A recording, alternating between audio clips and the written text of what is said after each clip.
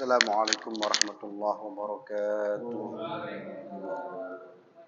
Bismillah, alhamdulillah, wassalatu wassalamu ala rasulillah Sayyidina wa maulana Muhammad ibn Abdillah wa ala alihi wa sahbihi mawalah. La hawla wa la quwwata illa billahil aliyyil azim. Bismillahirrahmanirrahim. Waladayya waladu amwatina wa amwatina wa syaikhum فرمت اسمه النبر والشفاعة والسلام الشيء لله لنا ولهم الفاتحة. أعوذ بالله من الشيطان الرجيم. بسم الله الرحمن الرحيم. الحمد لله رب العالمين الرحمن الرحيم مالك يوم الدين إياك نعبد وإياك نستعين اهدنا الصراط المستقيم صراط الذين أنعمت عليهم غير المغضوب عليهم ولا الضالين. بسم الله الرحمن الرحيم. اللهم افتح لنا حكمتك وانشر علينا رحمتك من خزائن رحمتك يا أرحم الراحمين. Rabbi shrah li sadri wa yassir li amri wahlul 'uqdatam min lisani yafqahu. Bismillahirrahmanirrahim. Qala al-musannif rahimahullahu ta'ala wa a'ada 'alaina min barakatihi wa amaddana bi asrarihi fid dunya wal akhirati amin. Bismillahirrahmanirrahim.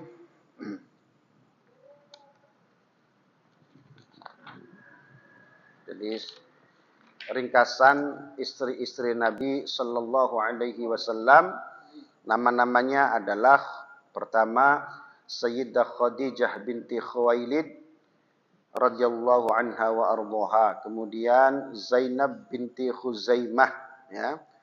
Yang kemudian yang ketiga adalah Sayyidah Aisyah binti Abi Bakrin radhiyallahu anhuma.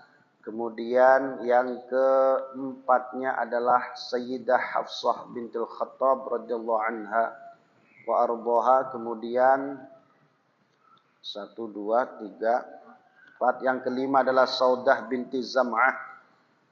Kemudian radhiyallahu anha wa ardhaha. Kemudian yang keenam Sofiyah binti Huyai bin Akhtab. Ya, kemudian selanjutnya adalah Sayyidah Maimunah binti Al-Harith bin Huzn. Kemudian Ummu Habibah atau Romlah binti Abi Sufyan bin Harb. Kemudian Ummu Salamah binti Abi Umayyah bin Mughirah al-Makhzumi. Dan selanjutnya adalah Zainab binti Jahash radhiyallahu anha wa ardhaha. Lalu Juwairiyah binti Al-Harith al-Hilaliyah. Berapa? 11 ya, dah. 11. Ini 11 ya, yang sepakat ya, 11 yang sepakat. Ada yang sampai 13, ada yang khilaf sampai 18. Tapi itu ada yang didukhul tanpa dikumpul, ada yang dikhitab, dilamar kemudian tidak jadi, dan ada juga yang sifatnya wahibah, menyerahkan diri kepada Nabi. Ada beberapa wanita, jadi ada berbagai macam pendapat para ulama. Tapi yang sahih yang 11, yang 2 wafat sebelum Nabi sallallahu alaihi wasallam, yaitu Sayyidah Khadijah binti Khuwailid dan Zainab binti Khuzaimah. 2 istri ini adalah mendahului Nabi sallallahu alaihi wasallam. Udah 11 ya. Yang tadi, yang terakhir Juwairiyah binti Harith al-Hilaliyah.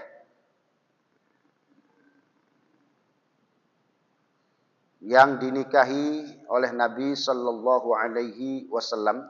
Beliau ini, Juwairiyah ini dari Bani Mustalik. Ya, Bani Mustalik al-Khuzaiyah.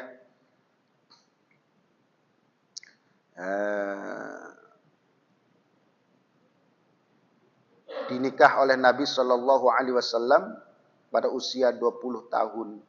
Kemudian wafat di Madinah pada tahun 56 Hijriah. Yang menjadi imam sholatnya adalah Marwan bin Al-Hakam. Usianya hingga 70 tahun. Waqila khamsan wa sittin. Ada berpendapat 65 tahun wafatnya. Jadi walikulli wahidatin min zaujati hadratin nabiyyi sallallahu alaihi wasallam fadilatun wa khususiyatun. Masing-masing istri Nabi itu mempunyai fadilah dan khususiyah tersendiri. Ya, masing-masing punya maziyah, punya keistimewaan, keutamaan masing-masing. Wa annahunna ummahatul mu'minina fit ta'zim wal ihtiram. Dan mereka berhak mendapatkan kemuliaan atau dimuliakan oleh kaum mukminin semuanya.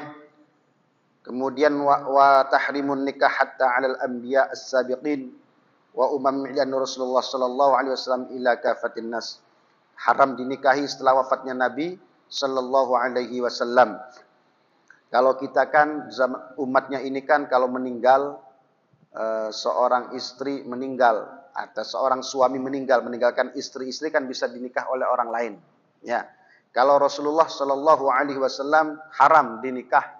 Makanya istri-istri Nabi yang 9 yang ditinggal Nabi sallallahu alaihi wasallam tidak ada yang menikahi karena hukumnya haram. Mereka adalah ummahatul mukminin, ibunya. Ibarat ibu kan tidak boleh dinikah sama anak. Ummahatul mukminin, ibunya orang-orang beriman. Waz-zawaj bi akthar min arba'atin jaizun lahu sallallahu alaihi wasallam li'annahu min khasa'isih. Menikahi lebih dari 4 itu boleh untuk Nabi sallallahu alaihi wasallam karena itu termasuk khususiyah Nabi. Khususiyah Nabi, keistimewaan Nabi, hanya untuk Nabi. Selain Nabi haram. Hanya ada di kalangan Syiah. Syiah itu boleh 9, boleh 11, bahkan ada yang mengatakan bi ghairi haddin, tanpa batas. Itu orang-orang Syiah. Kalau kita Ahlus Sunnah wal Jamaah itu stop 4. Kalau mau nambah 5, 1 dicerai. Kalau pengen lagi ya ganti lagi, ya cerai pokoknya. Punya 4, jangan banyak-banyak. 4 yang dalam satu waktu gitu. Tidak boleh berbarengan. 6, 5 enggak boleh, harus 4 yang bareng boleh 4. Di Madura kan ada tuh istrinya yang 3 ya. 3. Hah? 3 itu dikumpulkan semua ya, bareng-bareng.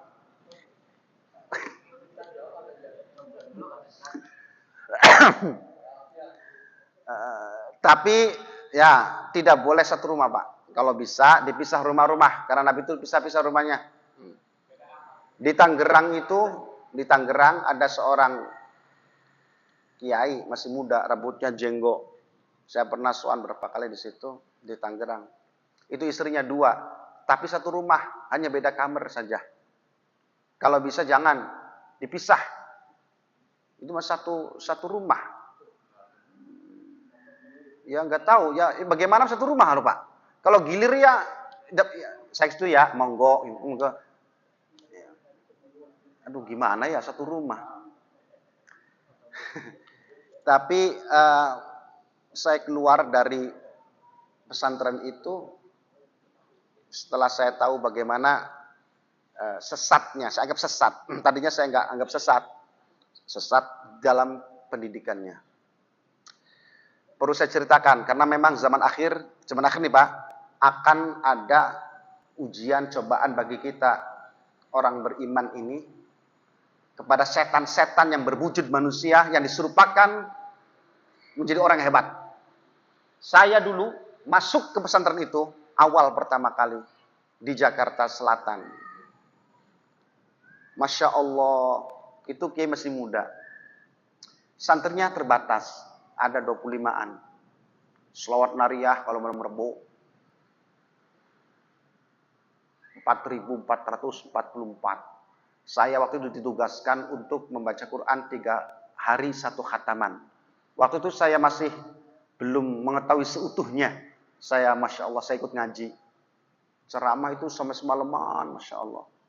Dan ini yang membuat banyak santri akhirnya menjadi tertipu. Saya alhamdulillah karena saya tidak mondok di situ, Pak. Jadi saya ngaji datang pergi itu. Jadi tidak terkena pengaruh. Santri kenalan sama cewek habis asar. Malam-malam ketika pengajian, kamu kenalan sama siapa? Padahal tidak tahu siapa-siapa itu, Pak. Masya Allah, kaget ke santri itu. Hati-hati. pandangan saya bisa sampai ke Ka'bah. Kayak gitu. Itu istrinya dua itu kalau masak bareng-bareng sama beberapa santri, yang satu pakai jilbab, pakai biasa, yang satunya pakai celana pendek, rambutnya dipikok merah, satunya istrinya nih. Santri kalau ada yang ser saja, kayaknya tahu Pak. Orang telepon ini, Assalamualaikum Pak Kiai, Waalaikumsalam, sudah cukup Pak. Pakaiannya, teleponnya di mana, pakainya model apa, pakai batik tadi mana, mau tanya apa tahu. Subhanallah, itu Kiai. Dan saya pribadi nih, pada waktu itu lagi mau'idhah satu malam. Saya mau bertanya sesuatu. Dalam hati, saya mau tanya sesuatu nih nanti. Nunggu Kiai jeda ceramah. Ceramahnya di rumah saja gitu. Ada berapa santri saja. Padahal beliau sedang membahas masalah lain. Ketika menengok saya, itu Kiai langsung berubah temanya, menjawab apa yang saya pertanyakan dalam hati itu. Belum tanya itu. Saya itu nyata, subhanallah. Kok ini benar-benar sesuai dengan apa yang saya mau tanya, padahal masalah lain. Tuh, saya waktu itu, Masya Allah nih Kiai. Dan yang diterangkan, yang dikaji adalah ilmu-ilmu tingkat tasawuf. Sehingga saya setiap malam menangis terus. Masya Allah, saya itu Islam belum Gusti, ya Allah, perasaan masih kulit saja gitu. Luar biasa. Nah, sampai ada santrinya yang sudah jadi ustaz, 6 tahun yang lalu pernah berzina. 6 tahun yang lalu Pak, ustaz ini. Semua santri tidak menyangka, itu salah satu ustadznya yang sudah diangkat oleh Kiai sebagai ustaz itu. Tiba-tiba dalam satu halaqah itu, beliau ngomong, kenapa ruangan ini masih saja bau orang yang pernah berzina? Pada diem saja semua santriku. Tiba-tiba Kiai ngomong begitu.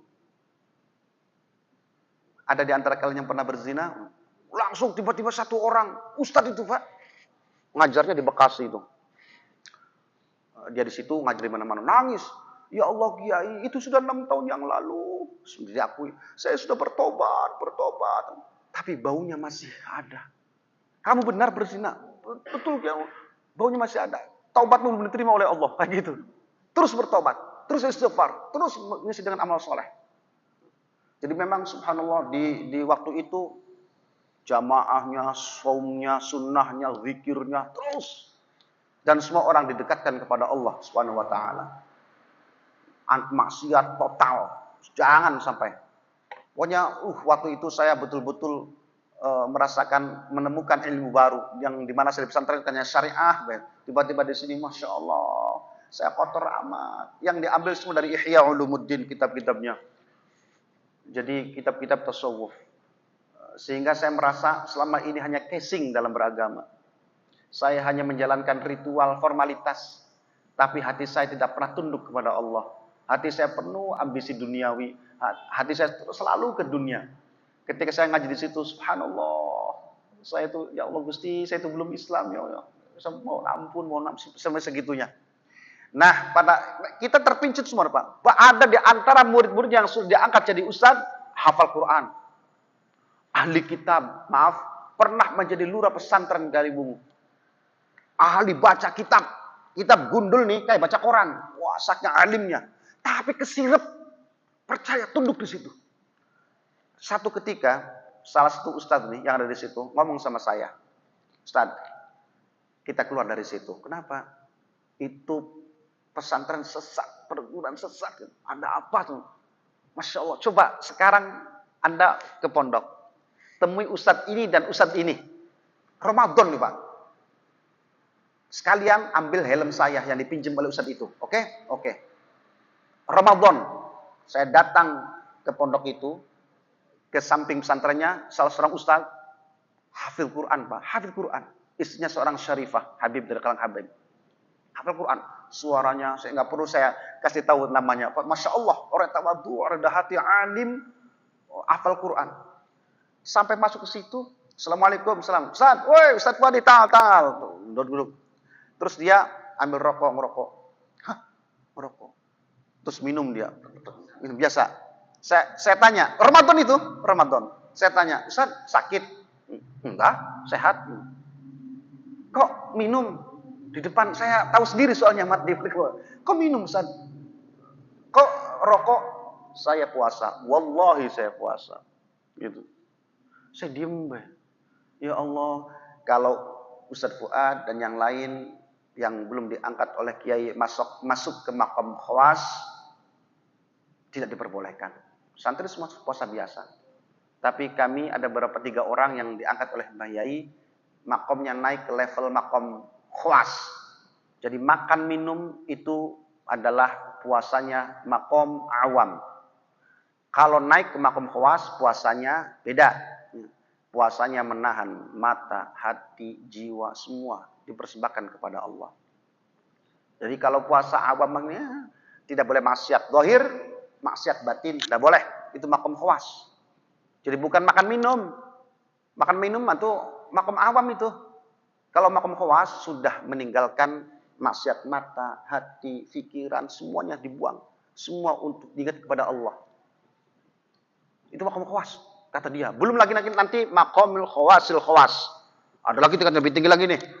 Nah itu sudah makom khawas, sudah makan minum boleh. Tapi tidak boleh bermaksiat kepada Allah. Zahir batin semua kepada Allah. Puasa semua. Tapi makan minum tidak masalah. Saya bingung waktu itu. Ya Allah Gusti, ini saya ustadz yang saya kagumi. Ustadz satunya yang senior lagi, yang ahli kitab. Wah, tafsir Ibnu Katsir, wah, tafsir Bahawi. Kitab ngelotok kami, alim. Tapi juga sama, makan minum tidak apa-apa. Udah masuk makom khawas kata kiainya. Lambat laun 3 orang ini sholatnya pagi jam 9 dan malam hari 2 sholatan. Yang lain tetap 5 nggak boleh. Yang lain tetap puasa biasa, belum diangkat. Yang 3 orang sholatnya sudah 2 kali, bukan 5 sholatnya hanya 2 waktu. Dan itu tunggu perintah kiai. Saya tambah bingung nih. Akhirnya saya sudah, Ustaz saya ambilin aja lah. Ambil helm disuruh sama Ustaz ini, teman saya kan. Ustaz ini nih Pak, sama dengan saya. Artinya tidak pernah bermukim di situ setiap hari-harinya. Saya di luar. Kalau malam Rebo atau apa, jadi tidak banyak terpengaruh. Banyaklah khawariknya, keanehannya banyak. Kesaktian lah banyak. Tapi itu sempat mempengaruhi saya. Tapi pada akhirnya setelah saya begitu makan minum gak apa-apa, saya pulang ke Ustadz ini yang tadi menyuruh saya ngambil helm. Ustadz bener minum di depan saya, tahu ngerokok. Saya tanya sakit enggak? Demi Allah saya puasa. Oh demi Allah segala puasa. Nyatakan saya juga tahu. Makanya saya enggak, itu adalah setan. Jangan ke situ lagi gitu. Akhirnya saya bismillah tidak akan ke situ lagi. Saya baca-baca kitab. Lihat ternyata makom khawas itu bukan hanya menjaga indera dari hal-hal yang bermaksiat kepada Allah, tapi juga tidak makan, tidak minum itu diangkat tuh Pak. Tidak makan, tidak minum, tidak berjima, plus menjaga anggota tubuhnya, zahir batinnya dari maksiat. Jadi di bawah itu makom awamnya di bawah. Jadi kalau ada orang yang makom khawas, kemudian hanya makan minum saja, tidak makan minum, tapi tidak menjaga telinganya, tidak menjaga matanya, tidak menjaga hidungnya, tidak menjaga panca indera, tidak menjaga hatinya, itu bukan makom khawas. Makom khawas adalah dia yang tidak makan, tidak minum seperti awam, plus ditambah menjaga panca inderanya untuk tidak bermaksiat kepada Allah. Itu makom khawas. Saya sampai begini, saya jengkel sekali. Karena ada ancaman bagian begini. Ustadz Anu, teman saya ini, Ustadz Anu dan Ustadz Fuadi akan saya siksa batinnya. Harusnya ngaji terus sampai selesai. Nabi Musa alaihi salam itu ngaji kepada Nabi Khidir. Ketika Nabi Khidir menyembelih bayi, menyembelih bayi apa ya? Quran itu kan. Nabi Musa protes. Ini mungkar, ini haram, ini. Kata Nabi Khidir, kamu tidak akan bisa jadi muridku, kamu nggak akan sabar. Saya sabar, tapi ini kan ilmu masih syariat ini. Secara syariat kan salah Pak. Nyembelih bayi kan, tapi Nabi Khidir kan tahu satu saat ini bocah akan menjadi malapetaka. Nabi Khidir tahu, tapi Nabi Musa nggak tahu makom syariat. Nabi Khidir tahu, makanya sah. Kata Nabi Khidir. Tuh kamu gak kuat kan? Perahu dibocori ya oleh Nabi Khidir kan? Nabi Musa protes lagi kan gitu. Protes lagi. Masa begini loh? Belum tahu. Akhirnya Nabi Musa terus saja belajar sama Nabi Khidir alaihissalam sampai akhirnya mengetahui hakikat yang sebenarnya. Ngaji terus seterusnya itu Ustaz Fuadi Samudaan itu. Biar nanti tahu pada endingnya seperti apa. Saya bilang itu kan Nabi Musa, Nabi Khidir syariatnya, bukan Nabi Muhammad. Kita ini ikuti Nabi Muhammad, bukan ikuti Nabi Khidir, Nabi Musa. Patokan kita ini syariat kita Nabi Muhammad. Setinggi-tingginya ahli hakikat, ahli ma'rifat, ngaku apa sajalah. Ngaku wali, kutbul aulia, wali kutub, wali abdal, wali apa saja. Tapi kalau dia tidak mencontoh Rasulullah, nonsen, itu setan semua. Itu harus kita pegang itu Pak. Kanjeng Nabi SAW ketika bertanya kepada Sayyidah Aisyah, itu sebelum zawal, sebelum zuhur. Kanjeng Nabi bertanya kepada Sayyidah Aisyah, ya Aisyah, ada korma enggak? Ada makanan enggak? Korma atau apa? Kata kanjeng Nabi nih. Itu sebelum zuhur itu Pak. Wah enggak ada ya Rasulullah, enggak ada makanan apapun. Ya udah, kalau begitu saya puasa saja. Paham Pak? Lihat dari cerita ini hadis sahih ini. Kalau kanjeng Nabi ketika bertanya ada makanan enggak Aisyah, terus ada korma, kanjeng Nabi makan, kanjeng Nabi enggak puasa kan? Karena bahasanya Nabi itu ya enggak ada ya Rasul, enggak ada makan, ya sudah kalau begitu saya puasa aja. Berarti puasa sunnah itu kan, berarti puasa itu tidak boleh makan dan minum. Itu Pak contoh dari Nabi. Hikmahnya, puasa sunnah itu boleh niatnya ya, boleh pagi hari. Kalau malam hari tidak niat, boleh pagi sampai sebelum zuhur, qabla zawal. Kalau sampai nih puasa Senin, puasa Kamis, puasa Asyura, Tasu'a, apa sajalah.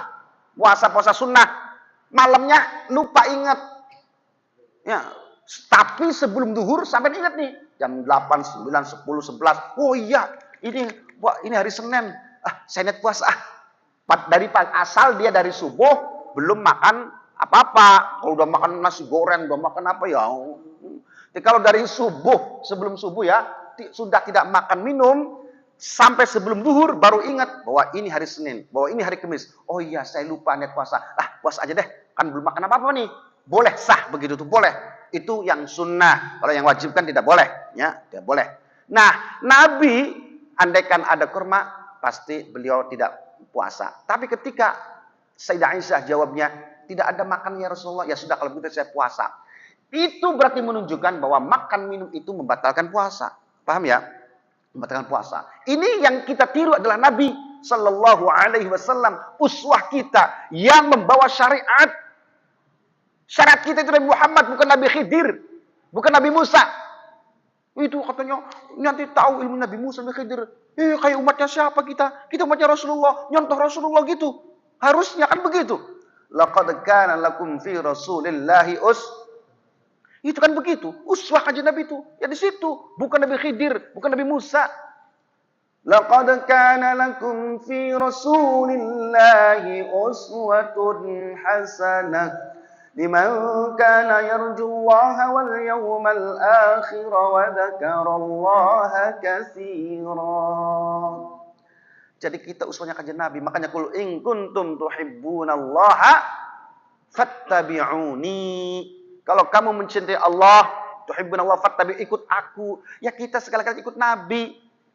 Makanya saya keluar dari situ Pak. Kalau udah ancam Fuadi dan Ustaz Anu akan saya siksa batinnya. Kayak gitu. Saya bilang, babak-babakannya ayo, pakai goloknya ayo, depan-depannya ayo. Aku bilang gitu, greget saya. Ini bukan manusia, ini setan, itu iblis ini. Subhanallah. Sampai apa Pak? Di Pondok Ulu Jami, Darun Najah, Ulu Jami. Saya ke sana. Ya, itu salah satu keponakannya Kiai Amin. Kiai Amin di Ulu Jami, pusatnya Darun Najah. Tunjukkan Pak, di Bogor ada cabangnya di mana-mana itu. Malam itu saya tahu, di sidang itu oleh Kiai Ma'ruf Amin, siapa namanya? Ulu Jami itu, Darun Najah. Istighfar kau. Kiai yang istighfar, karena ponakannya. Hah? Istighfar kamu tuh sesat. Kiai yang sesat sampai berani begitu. Biasanya nggak berani itu sama anunya ponakannya itu. Oh, mas ditempelin. Wah, malam itu saya ada di situ. Masya Allah tersesat.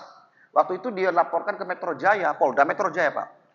Polda Metro Jaya datang ke tempat itu yang diambil itu kitab-kitab yang ada di lemari. Isinya apa kitabnya? Ya kitab seperti umum. Karena yang salah, yang sesat itu pada omongannya, bukan pada kitab-kitabnya. Kitabnya yang jajar itu diambilin sama Polda. Itu kitabnya ada tafsir Ibnu Katsir, Safinah, Kasyifatus Saja, wah, kitab-kitab kita. Ya nggak ada yang ngerti polisi kayak gitu. Itu nggak ngerti dan itu tidak ada yang sesat kitabnya. Yang sesat itu ketika omongan-omongan yang nggak bisa dibuktikan, kan Pak? Waktu itu sampai kita pernah lapor kepada Profesor Dr. Said Akhil Siroj dan beliau ngomongnya, kenapa dibawa ke ranah hukum? Ya polisi yang nggak ngerti. Suruh kita aja, para kiai gitu yang datang ke situ untuk berdialog dengan kiai itu. Seperti itu, biar selesai. Kayak Musadek ya, Ahmad Musadek. Itu kan setelah dialog dengan Kiai Haji Buya Said Akhil Siroj. Itu taubat dia, taubat. Gara-gara di kampung Nabi itu, Ahmad Musadek yang melakukan itu. Itu debat dialog dengan Buya Said Akhil itu. Akhirnya Masya Allah tunduk Pak. Akhirnya ilmiah. Bener-bener taubat.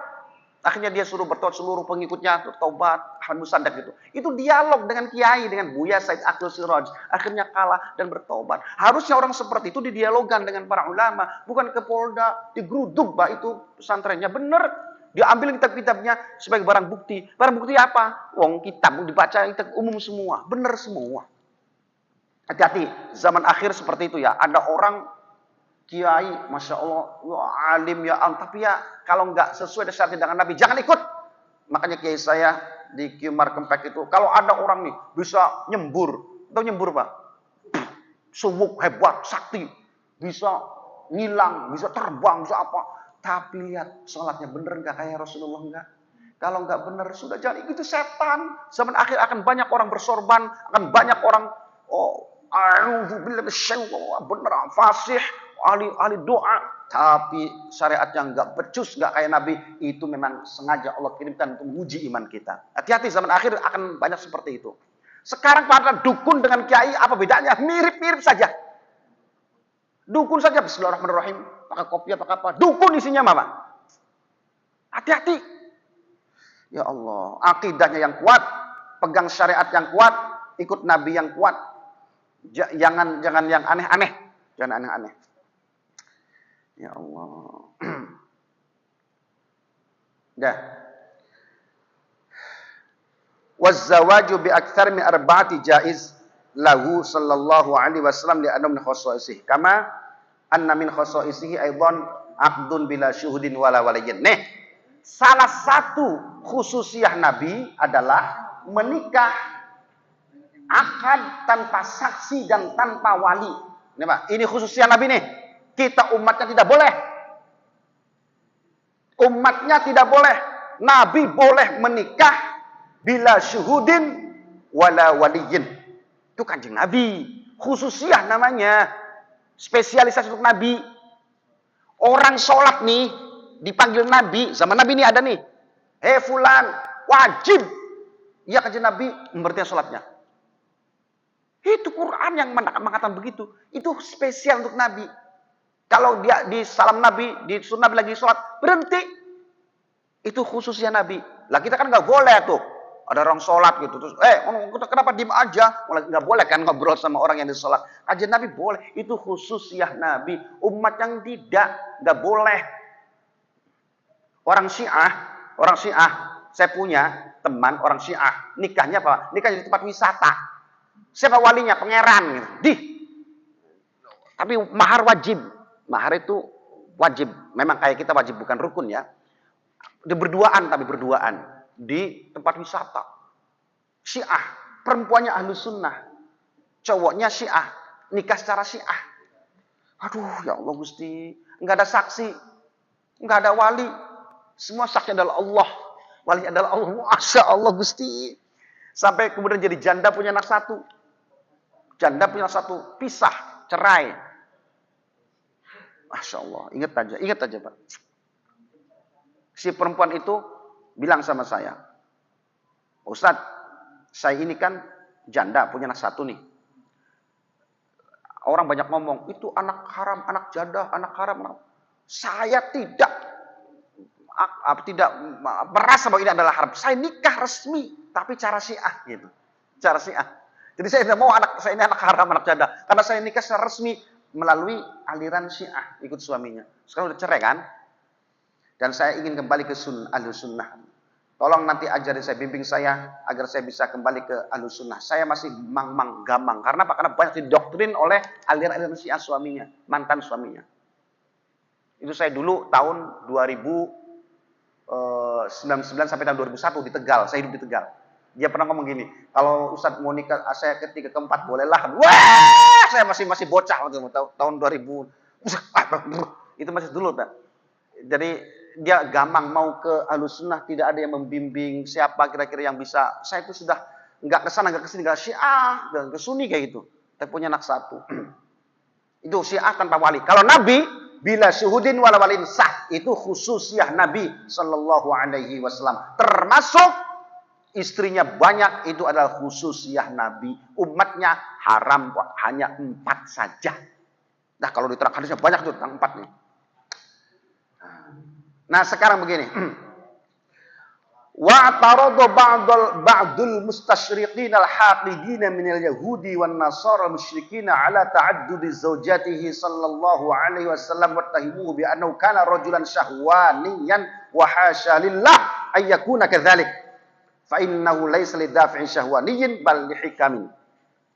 Orang-orang Nasrani, orang-orang Yahudi yang mereka sangat-sangat memusuhi Islam, bukan yang moderat ya, yang musuh Islam, yang ekstrim, mereka menganggap bahwa Nabi itu adalah rojulun syahwaniyun. Dia adalah seorang pemuas nafsu syahwat. Karena Nabi ini istrinya banyak. Nabi Isa kan suci, nggak beristri. Memang nggak beristri Nabi Isa kan, juru selamat makanya. Kata mereka juru selamat Nabi Isa. Nabinya orang Islam, istrinya banyak, umatnya nggak boleh. Dirinya banyak. Dia memang pemuas diri wanita. Hiperseks. Kata mereka nih. Na'udzubillah min dzalik. Itu anggapan mereka kepada Rasulullah sallallahu alaihi wasallam. Nabi saja minta disolawati. Allahumma sholli ala sayyidina Muhammad. Barang siapa enggak, dirinya saja enggak belum tentu selamat. Kenapa orang Islam pada ngikutin yang enggak tentu selamatnya? Nabi Isa jelas-jelas suruh selamat, katanya gitu, ya. Untuk mereka itu selalu mengolok-olok kita. Mereka enggak ngerti, enggak paham, soalnya enggak ngaji. Jadi ya begitulah. Nah, Nabi itu sallallahu alaihi wasallam ada beberapa hikmah kenapa Nabi istrinya banyak. Pertama, ayyujada bainahu sallallahu alaihi wasallam wa baina ashabihi wa kibari qaumihi silah qawiyah biwasitatil musaharah hatta yashula alaihi ittisaluhum fi qadaya mukhtalifah ma'a adamil hijab wa hadha mimma yusa'idu lid-difa' an mabdadi islami wa nashar da'wah al-islamiyah wa hadha amrun dan seterusnya. Kanjeng Nabi sallallahu alaihi wasallam di antara para sahabat-sahabat yang menjadi mertua Nabi, Abu Bakar mertua, Umar mertua, gitu tuh. Utsman menantu, Ali menantu, gitu ya. Banyak para sahabat-sahabat istri-istrinya Nabi itu banyak musaharah, perbesanan dengan para sahabat.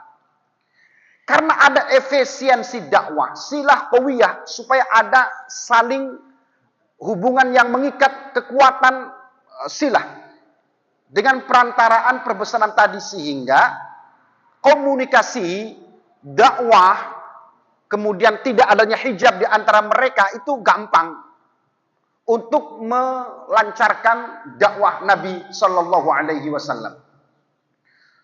Kemudian kehidupan Nabi Shallallahu Alaihi Wasallam durusun li ummatihi wa qudwatun hasanah. Kita tahu bahwa kehidupan Nabi adalah potret, dirosah, pelajaran bagi umatnya. Kita tahu bahwa beliau adalah qudwah hasanah bagi kita semuanya. Fa fi tazawwujihi sallallahu alaihi wasallam bi aktsar min arba'in manfaatun kabirah lil ummah. Justru Nabi sallallahu alaihi wasallam dengan istri yang banyak. Itu supaya bisa menjadi cermin bagi umatnya bagaimana cara Nabi bermuamalah, bersosial, berhubungan setiap hari-harinya menghadapi berbagai macam istri. Yang berbagai model caranya. Agar nanti umatnya bisa melihat istri model begini, caranya seperti ini, model begini, cara seperti begitu, Pak. Agar menjadi potret pelajaran bagi kita. Sehingga kita tahu bagaimana Nabi menangani semuanya. Macam-macam tipe ditangani oleh Nabi Shallallahu Alaihi Wasallam. Dan itu bukan untuk seks sama sekali, bukan. Bukan. Kita tahu bahwa banyak sekali Kanjeng Nabi dalam kitab-kitab khusus ya yang membahas tentang kehidupan Nabi dalam sehari-hari dalam rumah tangga. Bagaimana muasyarah az-zaujiyah, pergaulan dalam rumah tangga Nabi, wal ghuslu wal haid wan nifas, ilmu tentang haid, mandi, nifas. Kanjeng Nabi ajak melalui banyak istri-istrinya. Sehingga itu pelajaran buat kita semuanya. Wa ma ila dzalik. Itu fakunna a'wanan li hadratihi sallallahu alaihi wasallam 'ala al-qiyami bima akramahu Allah bihi min tabligh risalah wa ada'il amanah wa ta'lim muslimina dinahum. Dan itu semua keluarga Nabi, istri-istri Nabi menjadi a'wanan, menjadi pembantu Nabi dalam memberikan pencerahan kepada para sahabat pada umat. Makanya kenapa Sayyidah banyak sekali fikih-fikih, ilmu fikih itu sumbernya dari Sayyidah Aisyah. Maka kenapa Sayyidah Aisyah diberi julukan oleh para ulama sebagai faqihah. Ahli fikihnya wanita itu adalah Sayyidah Aisyah. Banyak sahabat yang mengetahui haliah Nabi, fikih Nabi dari Sayyidah Aisyah radhiyallahu anha wa radhuha. Jadi mulang kepada para sahabat yang tidak dimulangkan Nabi kepada sahabat gitu. Sayyidah Aisyah mulang kepada sahabat yang didapatkan dari Nabi Shallallahu Alaihi Wasallam. Jadi untuk menunjang, untuk membantu, mendukung dakwah Nabi kepada di depan umat, di hadapan umat, bersama umat di sana. Di antaranya seperti itu. Udah masih banyak, udah Isa titit. Udah, ayo baca doanya, udah titit. Bismillahirrahmanirrahim. Allahumma inni astaudi'uka ma'allamtanihi fardudhu ilayya 'inda hajati ilaihi wa la tunsinihi ya rabbal alamin. Subhanakallahumma wa bihamdik asyhadu an la ilaha illa anta astaghfiruka wa atubu ilaik. Bismillahirrahmanirrahim. Wal 'asri innal insana lafi khusrin illa alladziina aamanu wa 'amilus shalihati wa tawassaw bil haqqi wa tawassaw bis sabr. Assalamualaikum warahmatullahi wabarakatuh.